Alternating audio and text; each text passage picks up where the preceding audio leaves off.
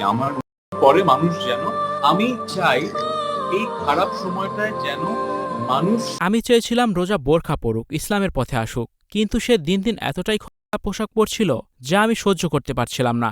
আমার ইচ্ছা ছিল যে যেরকম অভিনয় থেকে বিরতি নিয়েছি আস্তে আস্তে মানুষ ভুলে যাবে। হ্যাঁ ভিউয়ার্স, এবার কি কারণে আলাদা হলেন রোজা তাহসান তা পরিষ্কার করে জানিয়ে দিলেন তাহসান। তাহসানের ঘনিষ্ঠজনরা বলছেন তাহসান গান ছেড়ে দিয়েছেন। এটা অনেক বড় একটি ত্যাগ, নিশ্চয়ই এর পেছনে কারণ রয়েছে। সামাজিক মাধ্যম থেকেও সরে গেছেন তাহসান, এরও বড় একটি কারণ রয়েছে।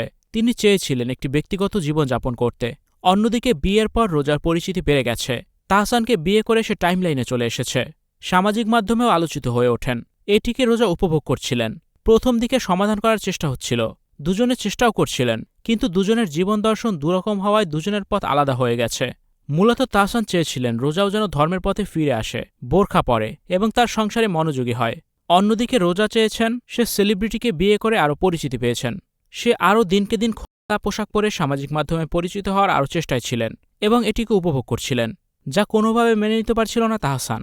এই কারণেই রোজার কাছ থেকে তিনি নিজেই দূরে সরে গেছেন এবং সাফ জানিয়ে দিয়েছেন রোজা যদি বোরখা না পরে তাহলে তাকে ডিভোর্স দিবেন। অন্যদিকে রোজা এই প্রস্তাবে রাজি হননি।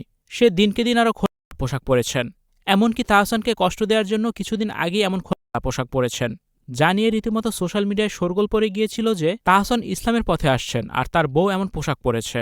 এতে বিরক্ত হয়ে তাহসান নিজেই জানিয়ে দিয়েছেন রোজার সঙ্গে তার সম্পর্ক নেই। তো ভিউয়ার্স, আপনাদের কি মনে হয়, রোজার কি বোরখা পরে তাহসানের সঙ্গে সংসার করা উচিত, নাকি রোজা তাহসানের কাছ থেকে দূরে সরে গিয়ে ঠিকই করেছেন? অবশ্যই কমেন্ট করে জানাতে ভুলবেন না।